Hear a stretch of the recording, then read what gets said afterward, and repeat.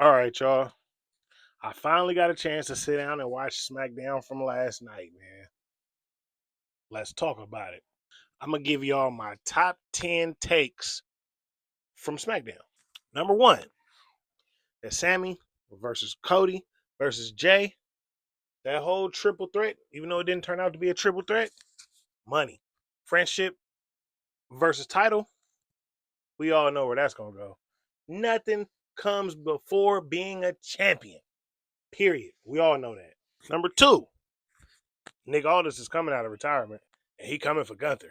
If you know, like I know, that Magnus was a problem when he was wrestling, oh my goodness, it's finna go down, and I'm here for it.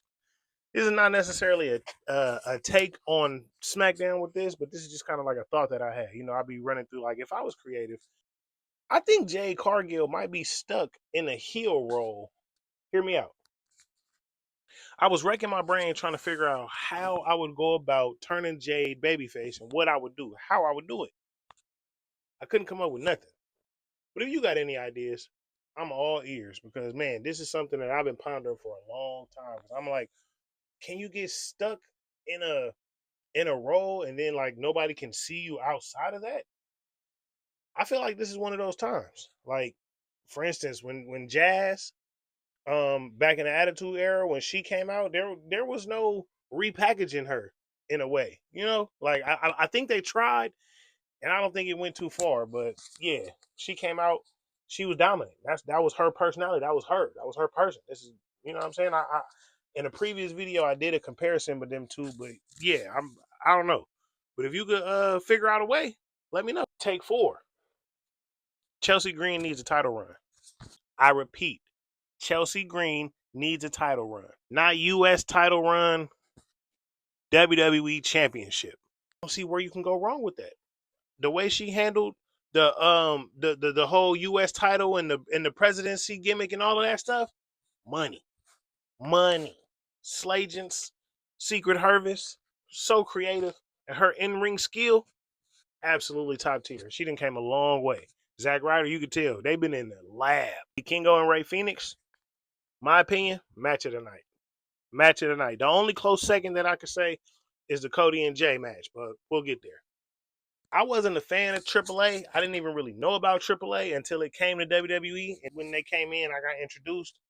But I knew about Ray Phoenix from AEW. And let me tell you, he was a problem then. He's a problem now. That match, 10 out of 10, 5 stars. However you want to rank them, it is what it is. That match was the match of the night. Argue with your mind. Here's another hot take that I like to. If I was creative, Kiana James deserves better. Kiana James deserves better. A title run, I think that would be golden. Hear me out. With her character being like the smarts and like a lawyer, I feel like they could lean into that. If I was creative, I would lean into that and I would try to get her to use fine print and guidelines and policies and all of that stuff and swear by them and bring up cases to where how she should get a title match.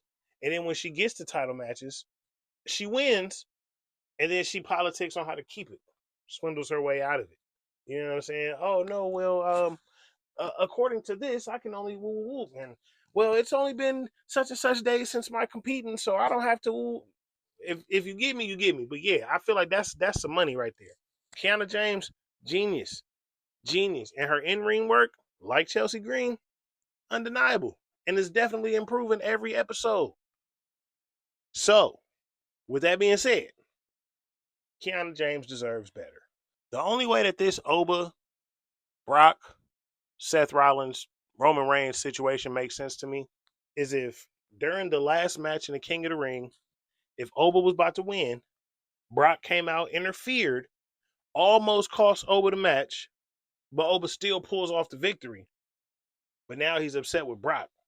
He's like, "Oh man, what are you doing? What are you doing? Why are you still here? Why are you bothering me? I thought we were done with this. You know, blase, blase." That would set up the final match at SummerSlam. But right now, to me, it doesn't make sense. It just looked like Seth Rollins jumped the line and Obafemi got distracted. I don't get it. I don't get it. What was the point of the King of the Ring? Makes no sense. What, they gonna have a match at what, Survivor Series? Because that's the only next major uh PLE after SummerSlam. So I don't know, but we'll see where that goes. Mello, come here. Let me holler at you real quick. We can't let that slap go from Trick, bro. We can't do that. We can't let that go. That needs some get back. And if I'm honest, Yachty can get it too. All them short jokes.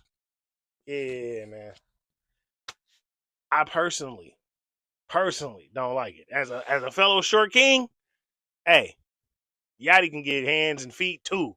I ain't gonna hold you. Melo need to serve everybody. Man, listen. First of all, Trick backhanding people is already diabolical. He needs to be stopped immediately. It's crazy. But to talk shit to you before he do it, listen. And the line was cold too. I ain't even gonna lie. The line was cold the way he got in there. It was insane. Melo, you can't let that slide, man. You did the little flip and jumped on him and all of that shit. That would have been not enough for me. I would have been putting hands and feet on, bro. Let me know what you would have did. Somebody backhand you in the middle of the ring in front of, let's just say, 17,000 people. What are we doing? Tama Tonga versus Finn Balor? Sign me up. New Japan days? From the TNA days? Then you know. Well, I don't think Finn Balor was in TNA. I don't think so. I don't think he was. But I know New Japan for sure. Them Bullet Club days, I know for a fact. Matches were fire. Unstoppable, top tier, 10 out of 10, however you want to describe it. Run that. I'm here for it. Tama Tonga, I already told you, I've been thought he was slept on in WWE. But, hey, here we are. Last but not least, that Cody versus Jey Uso match. Ray Phoenix match, I put that as number one in match of the night because I'm a fan of the luchador style and the acrobatics and the flips and the, you know what I'm saying, the big moves. And I'm a big fan of that muscle buster move. That one of the hardest moves. But if you want a master class in wrestling, yeah, Cody and Jay, I'd watch that again. I'd watch that again with better stipulations. I'd watch that again for sure. I know I'm not the only one who think that crossroads at the end when Jay got twisted up and spiked on his head. I know I'm not the only one thinking that. That was just, you know what I'm saying? That was devastating. Diabolical, if you will. But yeah, that's my take on SmackDown. Overall, 9.7 out of 10 on the show. I don't think I would change anything besides the stuff that I've already mentioned. But if you got any thoughts, if you got any creative ideas, drop them down in the comments. Let me know. I'll be back.